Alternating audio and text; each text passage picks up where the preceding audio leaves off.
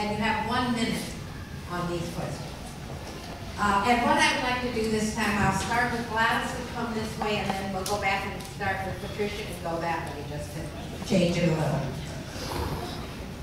What if the economy worsens and school funding is reduced by another 10% or so? Where do the cuts go next? Well, I think that instead of me saying where the cuts go, I think that what's important is that the district has to set priorities. The Board of Education has to set priorities, and you start setting your priorities based on what your mission is, and your mission is, of course, to provide an education for our students K-12. And having said that, also, once you set the priorities, you also, in setting the priorities, you need to look at your data, and that's all of your data to see where your needs are, and that's where you have to go. I mean, as painful as it is, if we get reduced 10%, we don't make money, we don't make products, so we will have to go and cut. And just like Mr. Hunt says, well, where are the cuts that don't impact the classroom? Because every time you cut, it impacts someone's classroom in the district. A 10% cut is not unimaginable. I mean, we don't know what's going to happen in December, whether we get the trigger for budget cuts again. I don't know where it is reasonable to cut. It isn't reasonable to cut. I think I agree with Gladys. You have to set priorities. The priorities are the classroom. You have to have a teacher. You have to have textbooks. You have to have equipment, lab equipment, things like that. And then I think at each school, people would have to look at the student body and say, as much as it hurts us, we could possibly cut here and have a little local control that way. I think the only alternative is a lot of prayer. Well, it's moving towards those triggers that we're talking about, which happen in state. You know, a certain amount of our budget is dedicated to education. And that's where those reserves come in.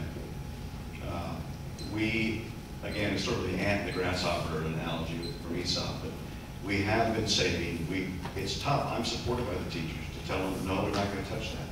But we would go to our reserves, and right now we plan for that. We did plan for even a bigger cut than we got. So we're a little bit fat, and that's good.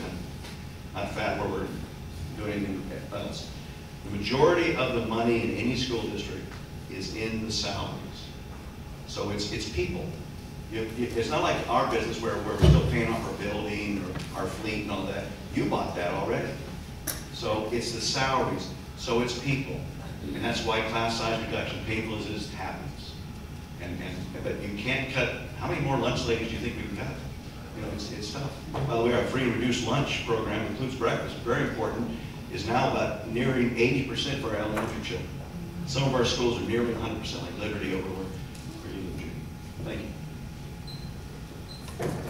Well, I would say, I would say that 10% more is excruciating. As I said before, our funding will never be like it was in 2004, so we have been cutting for the last 7 years. It takes a toll. It takes a toll on morale. It takes a toll on textbooks. It takes a toll on our kids. What we have done in our district is we have cut 25% of administration. Now that would, you'd probably say good, but I tell you, those people that are left are doing double duty. We have combined positions, which were tough enough as one, now they're two. 11% of classified have been cut, 10% of certificated, because we are trying to keep it away from the classroom. Our goal has been to keep our employees working. We've done a pretty decent job. This year there were no pink slips issued, and that stabilizes, at least for this year. Nobody knows exactly what's going to happen next year, but it stabilizes our workforce, and as you know, happy teachers make happy children. Thank you. Okay, now we go to Patricia. Well, I would anticipate a 10% cut, and I think Tom's right. We do have some reserves we can cut into. We also have some opportunities potentially to reduce staffing by consolidating some school sites. When you have an individual site, you've got a principal, an admin person, and some other thing. And it's possible that we do have some sites within our district that can be consolidated onto one campus and we can reduce staffing. Also, Gail mentioned the price of textbooks and that sort of thing. Digital inclusion now is very important. We can purchase textbooks online, and this also cuts down on paper costs for our teachers when we go digital. So this is a reduction in those expenditures. I also think just the companion argument to that is not just looking for cuts, but looking for new sources of revenue. And one of the things I'm advocating is business partnerships within the community and business sponsorships, as Gail alluded to earlier. These are potentially new sources of revenue that we can manage and put money where it's needed in the district. Just as a brief comment, and I've said this for quite some time, that if something doesn't occur in California, we're going to destroy public education as we know it today. Let's face it, we cannot continue to cut and cut and cut because we know that student achievement and academic learning is the key and the foundation. I believe that, as Tom said, most of the funding or the cost in running a school district is 85% of our funding is tied up in salaries. I think that one of the things that we're going to have to do is to continue to look for creative ways to look at our budget, to figure out what things we can live without. I think that when we come together as individuals, as board members, and have these workshops, budgets really are tied to values as well.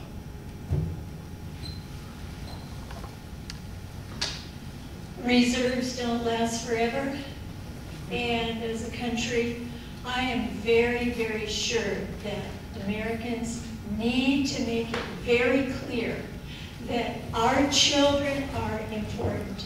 We have the highest rate of childhood poverty of any country in the world that we would consider a good economy. We are next to Mexico in being the worst as far as providing for our kids. The government, the federal government, if it worked on the infrastructure of every single school in America, we could provide jobs for people. Our schools our infrastructure has not been touched since the early 50s. We have portable classrooms that teachers and kids have to be in that are unsafe, they're unhealthy, they were meant to be temporary. It's really time we stood up for our kids. As a small business person, in 2006, when I saw the economy, or the phone stopped ringing and customers stopped calling, the first thing I did is I sat down with my bookkeeper and I said, let's look at every single dollar, see where it's going. And we cut things we didn't really need. So I would suggest that we do not cut whole programs. I would suggest that we seriously look at each one of those programs and see if there's fat in there. Are there services or are there things that just aren't working anymore? And look at them line by line. I also think that we need to apply for federal grants. Other communities are applying for grants for different types of programs, and they're getting them. And I would make sure that we are proactive as a school district, that if something like that is available, we're on it and we apply for it, and we do everything we can to get the federal grants and the state grants in our classrooms. Thank you.